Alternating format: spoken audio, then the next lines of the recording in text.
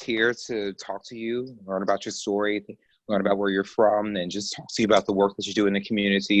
And I also want to be able to just kind of give you an opportunity to talk to the community about the different things that you're doing in your journey. The first question I want to ask you is, where are you from? Well, I am actually born and raised in Honduras.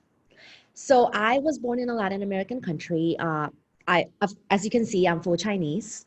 My grandparents actually moved from China, Hong Kong specifically, to Honduras. So they bought a house in Honduras. They decided that they wanted to have all like their children in there, and then that's where my family is currently. So I'm here in Baton Rouge, but my parents are actually in Honduras. And what were their reasons for moving to Honduras from Hong Kong? They actually took a cruise. So they took a cruise and they were like, oh, we really like Honduras. So in Hong Kong, they were working a lot. But in Honduras, they wanted to live more of a peaceful life, but also they also in China they had the one child policy, so they wanted to have a bigger family. So that was another big reason why they moved to Honduras. So my dad is actually the fourth sibling out of five. I think about the fact that you don't look like the stereotypical person who will grow up in Latin America. But I also know that the Americas are a very diverse part of the world. We have people from all over different ethnicities here. So it's not exactly foreign to me. How would you describe your ability to kind of embrace your upbringing in Honduras as well as your family's culture coming from China? Did you have an ability to kind of learn about both cultures, or did you mostly spend your time understanding yourself in Honduras? So I don't want to say that I had like a minor identity crisis, but it was mostly in Honduras. I didn't have a lot of like Chinese friends or Asian friends. It was more like I go to school. A lot of my classmates are Latin American. So we were just like, okay, I'm embracing being able to speak Spanish, living the culture in Honduras. However, at home, my parents did cook a lot of Chinese dishes. We did have a Chinese association in which like my grandparents always used to take me. But it wasn't until I came to the United States that I was able to emerge into like my culture. When I mean culture, I mean like my Chinese side. I was never in a room full of like individuals who looked like me. It was very shocking to me because I came to the University of New Orleans, and the first organization that I joined was the Vietnamese Association. And for me, it was like, oh my gosh, like this is a new experience. I'm in shock. Like I never been in a room with a lot of people who look like me. Just to answer your question, yes, I did embrace both, but in Honduras, I embraced more of the Latin American culture. And then when I came to the US, I was able to embrace both equally. That is awesome to hear that you went to UNO, because I am a UNO alum. I graduated from UNO in 2015. Yeah, I studied international studies, and I feel like it's just completely coincidental that you talk about UNO and the Vietnamese Student Association, because even at UNO, I was amazed at how diverse the university was and how there were people from all over the world living in New Orleans as well as attending UNO, and how much more diverse Louisiana was compared to what I imagined it to be.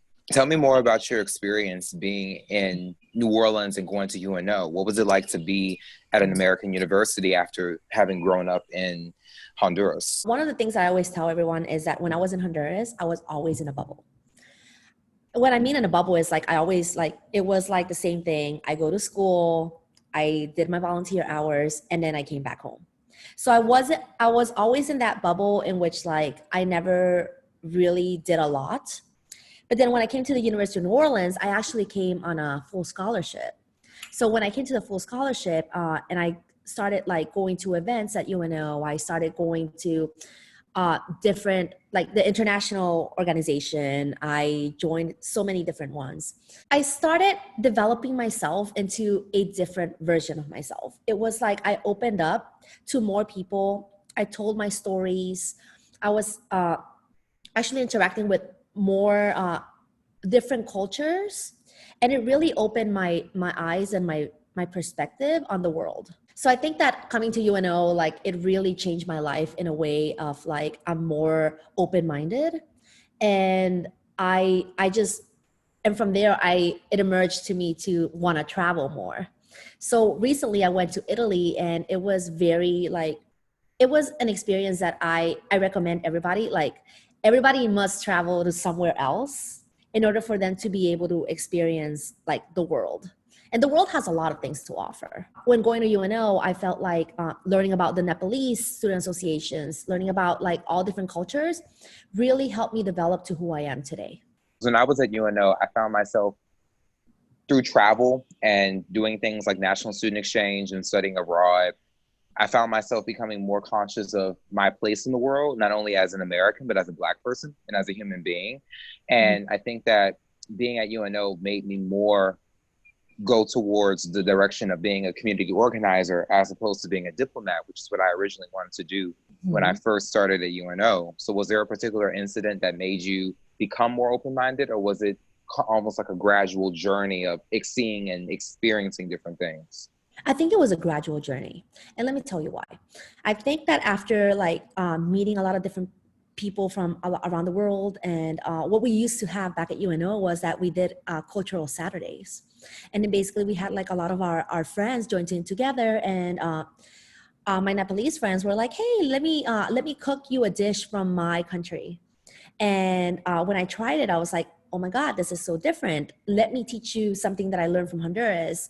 And we started going places in New Orleans that are very like, they have like a lot of Chinese dishes, Japanese dishes. They had like a lot of different restaurants. So we started going out a lot more and chatting a lot about our lives back home.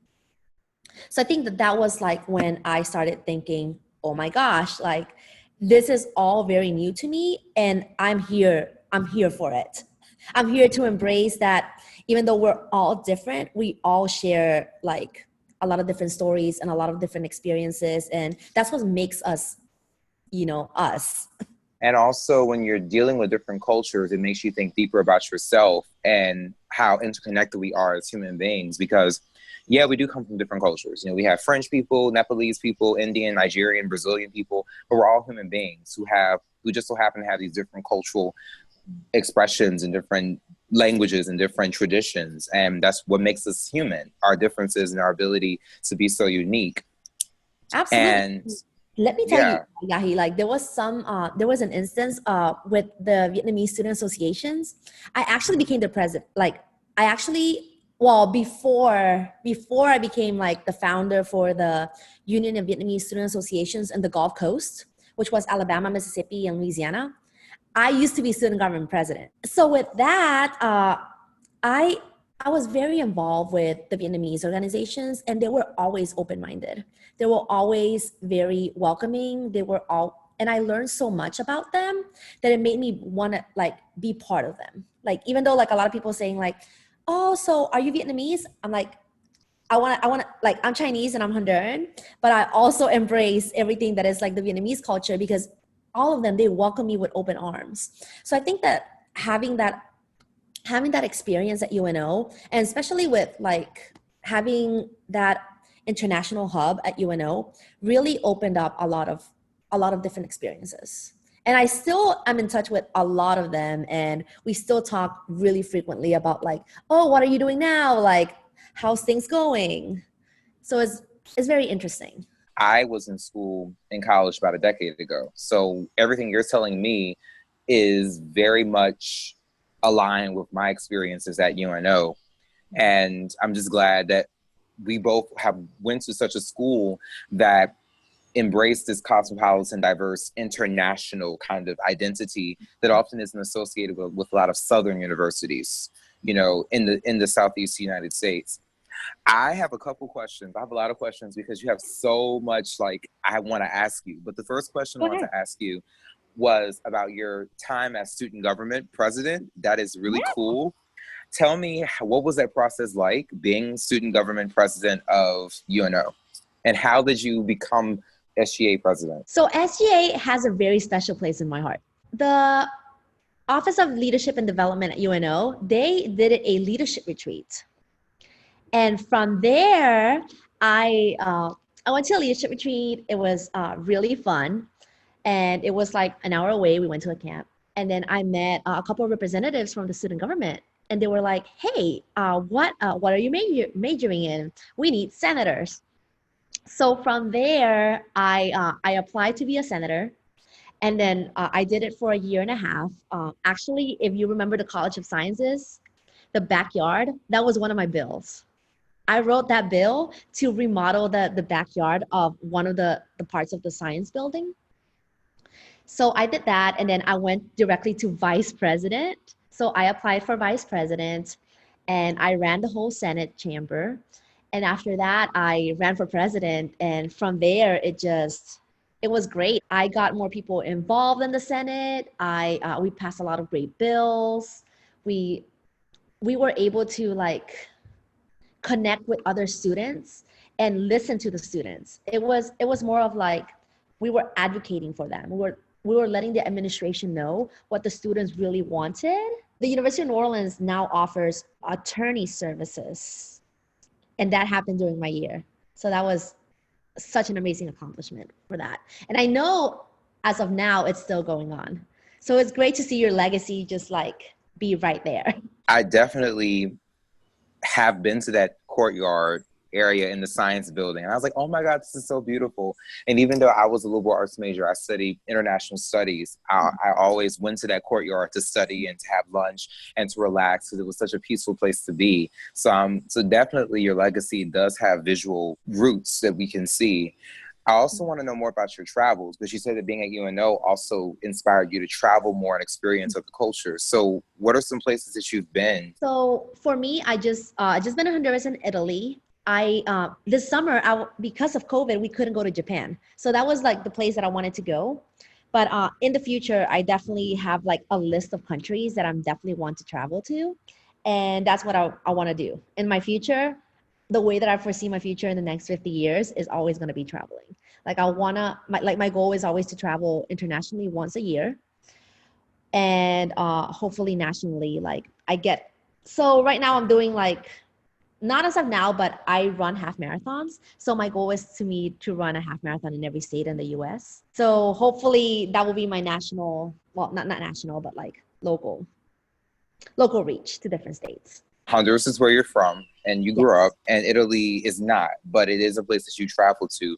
Tell me more about your experience being in Italy and what was it like to experience the country?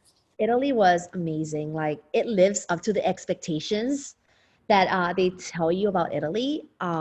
Just being able to like try new things, experience history, like go to museums.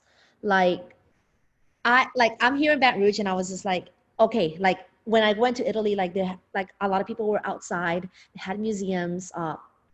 One of the things that really shocked me is that they close restaurants for a certain amount of time. They eat dinner late, so dinner was like 8 to 9. They drink wine with all their meals. Everything is very slow paced. Like while you're here, everything is super fast paced. The time goes by really quickly, but over there, everybody's like really relaxed. They know how to like take it easy.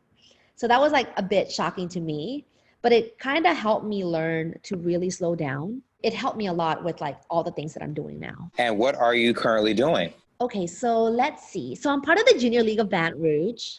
So I'm actually the marketing director for Touch a Truck. If you haven't heard about Touch a Truck, it's an event where the kids and the parents, they come in and they get to touch different trucks, like ambulances, like police cars. They get to touch like the trucks, that construction trucks. So that's very exciting. We're also doing an initiative called Lighting the Way, which we are supporting healthcare workers. Yeah, that's pretty much two of the things that I'm working on, like as of now. And all of these things involve kids, involves working with youth, working with young people, trying to make a difference in the lives of young people. What inspired you to work with young people? So my full-time job as of now is communications manager for New Schools for Baton Rouge. And then on my side, I do event planning. Ever since I was young, I've always loved to work with children. So when I came to UNO, I actually studied biology because I wanted to be a doctor, and I actually wanted to be a pediatrician. But like, it's always very great to be there to help kids learn. For me, my biggest belief is that education plays a big role in your life. And if you invest on education, people are able to ask better questions and to be making better decisions. So us being able to help kids allows us to grow our community. I think that education is very vital and very important to the whole. So I think that educating others and teaching others, especially kids, and when they start young, it really makes a difference. And it also allows for young people to feel a sense of connection, because for younger children, if they have this sense of belonging, this sense of connection to their community, then they have this feeling that they're wanted and that they're needed. And for many kids who may come from marginalized or disenfranchised backgrounds, having that feeling of connection and belonging through mentorship or through support from adults, especially if they come from different cultures, can allow for them to have a sense of healing from the trauma of dealing with certain forms of injustice like poverty and racism and other social ills. Working with kids is a way in which adults can learn more about themselves, because kids today are different from the kids that were around when we were kids. And Right. so learning from their experiences, whether they be little toddlers or growing teenagers, can help us to understand where we fit in the world and understand our values the most. What do you feel is the most amazing thing that you've accomplished doing your community work with kids? What are some things that you were like, oh my God, this is so awesome, I can't believe I'm doing this? So right now, actually, I am teaching a couple of classes for the Boys and Girls Club for the summer literacy program. And what we're doing is that we're doing it very remotely, especially because of COVID. So I have a lot of like kids who, they go to public school and they felt that they didn't learn a lot during the COVID, but they do feel that during my classes, they're learning a lot. They're learning about history. We do a lot of readings. They learning how to draw. The last time we did bird feeders. So hearing the kids tell me that they're learning a lot more through like just sitting 1 hour with me really makes a difference. One of my the things that my dad used to say is, if you sit down with a child and you teach them, you sit down with them and you teach them for an hour, or you read to them, or you give them a fun fact, like that stays with them. And children are very they have like, they're like sponges. They get all this information and they keep it.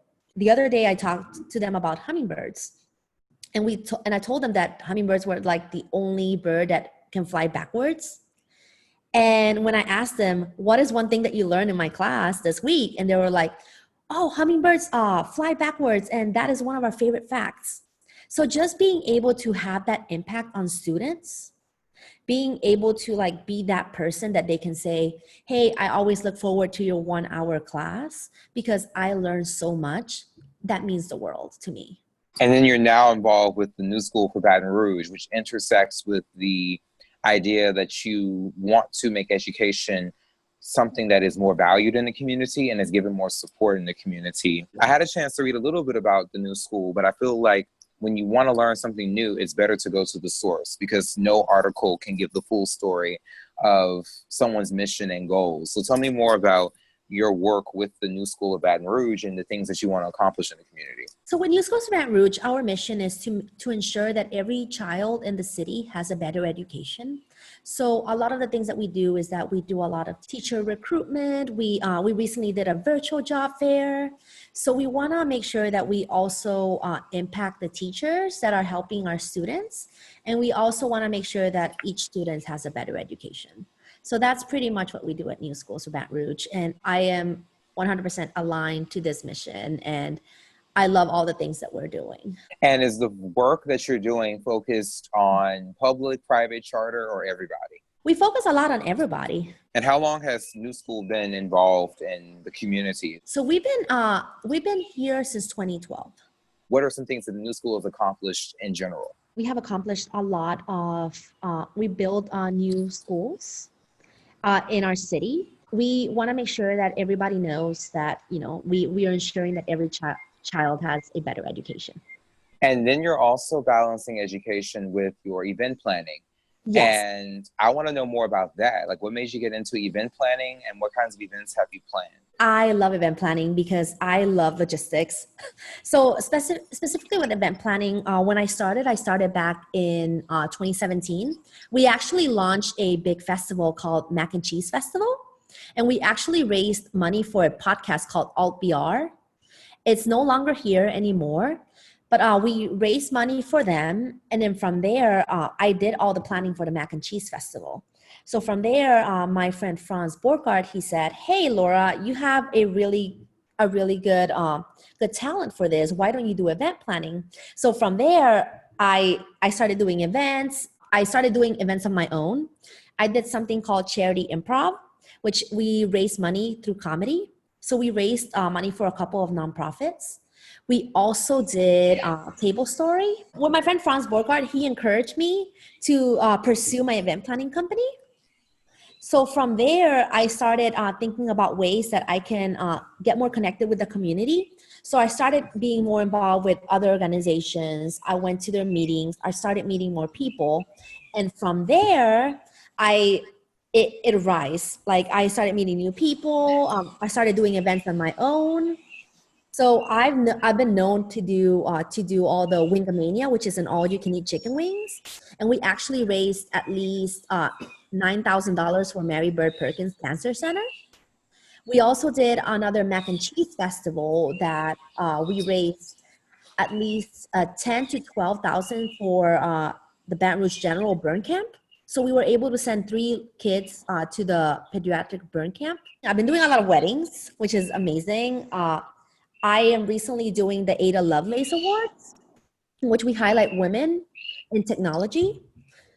And other events that I've been doing on my own is charity improv. We raise money through comedy, and we also do table story, which I basically I get different chefs to talk about their culture. So the first one that we did with was a Cho Yun Fat, and my friend Fat actually cooked Vietnamese food. So I was able to share with everybody about Vietnamese food. It's so great to see how events really change the way people see things. So you can do a lot of things with events.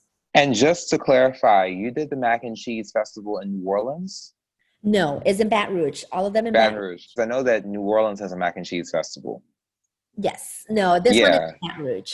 Well, that's still impressive because festivals are not easy to put together, and whether they're big or small. And so the fact that you're able to do festivals, award shows, dialogues, other community events, very big, very small, I think that's very impressive. What would you say is your favorite event to do? Oh my goodness. If you ask me, it's Table Story. So Table Story arose from an idea that I had with my husband, and I told him, "Hey, you know what is one thing that unites all people? Food." Right. Yes. Yes. So why don't we have conversations on the table, and we talk about different cultures. So when I did the first event at Cho Yun Fat, the way that the event worked is that at the beginning we had the chef talked a little bit more about his culture. He did the menu based on dishes that his mom cooked for him. And with that, he was able to share with, we had 50 people. It was a sold out event. He was able to share that with all of his, with all the attendees, and the attendees loved it.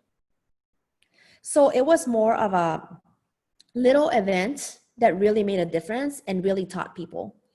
Like one of the things that we were really laughing the other day is when a lot of people confuse pho, the Vietnamese pho, with ramen, which is like the noodle soup in Japan. So a lot of people, when they go to Cho Yun Fat, he has ramen, but he doesn't serve pho. So everybody goes to his place saying, "Hey, I want pho." And he's like, "No, we serve ramen." So that event was able to teach everybody like the differences. I feel like this is amazing. It's just great to use something that can bring people together to make people more aware of culture and identity, because we live in Louisiana. Louisiana is one of the food capitals of the world. So of course, food is going to be something that we can all get behind. And food is also something that can tell a story, because every dish has a story. As someone who tries to make Louisiana a more socially conscious, more cosmopolitan place, I noticed that sometimes when you host events or host different things, you oftentimes learn more about yourself then the people learn about the things that you can, impart to them. So what are some things that you've learned about yourself doing events like the Table Story and the festivals and these different initiatives that have raised money for health causes and for kids? I think one of the things that I really learned is that the community needs it. Community needs events like this that are able to like teach them and help them embrace the great things about Baton Rouge. I also learned to be very creative, and especially like in marketing events, you have to like know how to like market to your audience, know which target audience you're doing. So I've learned a lot about the marketing aspect. I've learned a lot about like being creative with events, but I also learned how to make what events or what things will get more people and will impact more people. Would like tell them, hey, I really think that you should come to this event because it will help you with ABC. So it's very, events are very like versatile, and I really love the planning process. And I learned to work a lot with others. Like now that you like do a lot of events, we learn how to work with vendors and others. So you learn a lot about the ways that you carry yourself as well. I'm thinking about what you were talking about earlier in the conversation when you were involved at UNO as the SGA president, as the VP, as a senator, getting involved in the UNO community, making a real difference and bringing people services and opportunities that I, as a much younger alum, have been able to benefit from. Mm-hmm. What intersection do you feel your experiences at UNO played in the other parts of your life now as a professional woman, working with kids and doing event planning and serving as a communications manager for the new schools? What role did being at UNO and those experiences play in shaping that part of your journey? So UNO really did help me develop a lot of the things that I do now, like being able to hold conversations, being able to do public speaking, being able to be comfortable with like going to different spaces or different places. I think that UNO really shaped me into being who I am today. And like every experience, you learn something about it. So I think that UNO was like the start of a new Laura that is developing and still is developing. So I think that UNO did play a big part in everything that I do. Every time I interview people, I always ask them if there is anything else that they'd like to express, that the questions that I asked may not have given them a chance to do so. So my last question to you will be, what are some things that you'd like to express that you haven't had a chance to express during the course of this interview? Or what is a burning thought that you'd like to express and have the community kind of remember you by? So I want the community to remember me by as someone who wants to make Baton Rouge better. I am the type of person that I'm always willing to help. And I'm like, if you contact me or you text me or you tell me, hey, Laura, like I have this idea, can we brainstorm on this? I'll be more than happy to brainstorm. I love creating ideas. I love curating ideas. And I love helping others. So that's how I want people to remember me. Making one change in the world, one step at a time. That's kind of how change works. It's one person that inspires millions. And just reading my notes and also listening to you speak and sharing your story, I'm very much inspired by you. It makes me want to keep doing the things that I want to do and the things that I'm doing in the community, but it also allows me to see my community differently, that there are people here making a difference and that I'm not alone in trying to expand our community's roots to the world. I think that's just something that this interview has brought me a lot of joy. And it's also been really awesome to talk to a UNO alum. Like, this is so dope. Definitely. Well, Laura, I appreciate you for taking the time to do this interview. I thank you for, sharing so openly, sharing your story. Every interview I do with the Expanding Our Roots interview series is designed to get people to tell their stories and express themselves. So I hope that this gave you an opportunity to do just that. Absolutely. And you are awesome. Thank you so much for doing all that you do.